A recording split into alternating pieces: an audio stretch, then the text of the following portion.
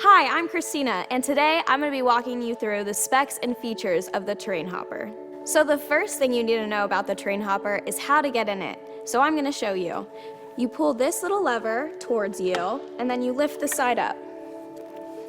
You can get in on either side of the TerrainHopper. I'm going to get in from the right side just because it's easier for me. So you're just going to transfer over and then pull your side down. Make sure you do not turn your TerrainHopper on without putting your sides down. We also have a rotating seat option if that makes your transfer easier. You can use a slide board or a Hoyer lift, or you can just pop on over like I just did.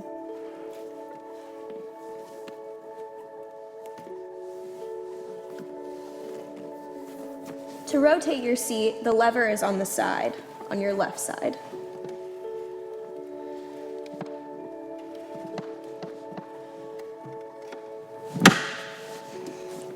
Make sure you don't drive with your sides up.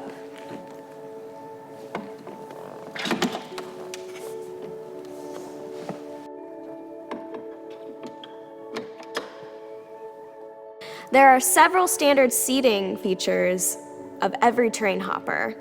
There is the lap belt seat belt, the reclining,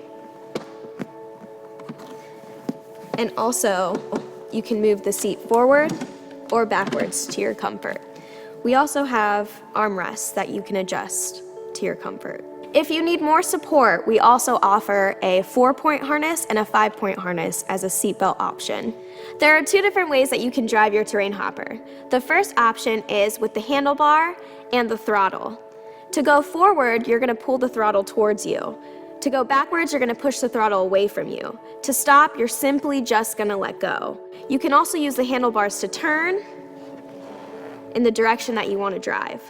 The second option to drive your TerrainHopper is with the joystick. The joystick works like any other power wheelchair joystick. We can move the joystick away from you, closer to you, on the left side, whatever works best for you. To turn your TerrainHopper on, you're going to turn the key to the right.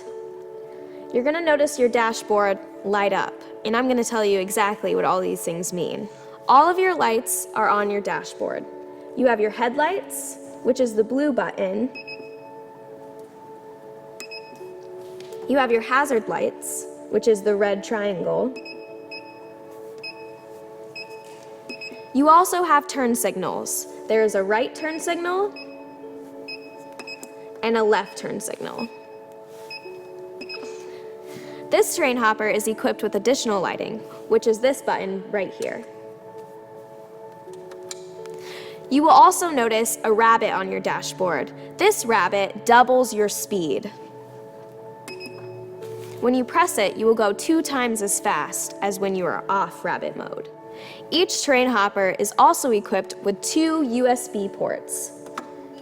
You can plug your phone in or anything that you need to be charged.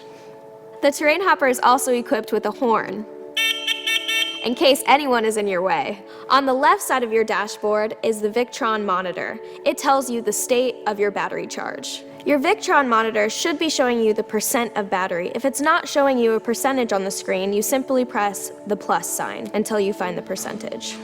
These lights on the right side of the dashboard indicate controller status only. They do not indicate the state of your battery charge. To adjust your handlebars, your joystick, and your armrests, you're going to use an M6 Allen key and loosen the screws.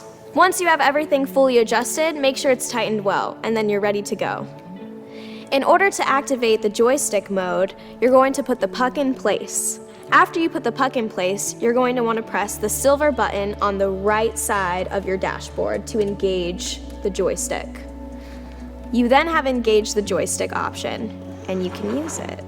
In order to deactivate the joystick, you're going to simply press the silver button on your dashboard and take the puck out.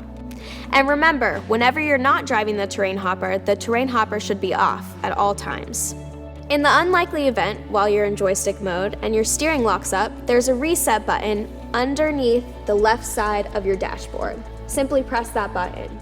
You can adjust the shocks on all 4 tires. To adjust the shocks, you use this knob right here. S for soft and H for hard. To open the charging port, you're gonna press the cap away from you, and then it'll come off just like this. You're then gonna take your charger and you're going to match up the red, the white, and the black with the charging port. Once you've plugged your TerrainHopper into the charger, you'll know it's charging when the fan starts and the green lights are lighting up on the charger. You'll know your TerrainHopper is fully charged when the fan stops and all of the lights are solid green. After your TerrainHopper is done charging, you're going to want to unplug it. Unplug your TerrainHopper from the charger. Make sure you put your cap back on your TerrainHopper port. When your TerrainHopper arrives, it'll look a lot like this. You're going to want to put the seat back, and then you'll want to close the breakers with this yellow flag right here. There's one on the right side and then one on the back. By default, all 4 wheels are in drive. If you ever need to push the TerrainHopper, you'll need to put the wheels into the neutral position. To put the wheels in the neutral position, you'll use the silver lever where it says drive and neutral. You'll push down on the silver lever and push it towards neutral.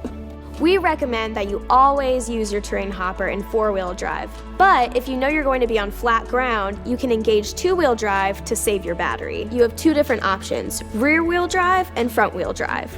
To engage rear-wheel drive, you'll put the front wheels in neutral and then you'll hit this red button. You'll know it's tripped when the yellow flag is up. To put your TerrainHopper in front-wheel drive only, you're going to put the back wheels in neutral and then you're going to press the red button in the back. You'll know it's tripped when the yellow flag is up. Thank you for watching this video. If you have any questions, you can contact us at TerrainHopperUSA.com.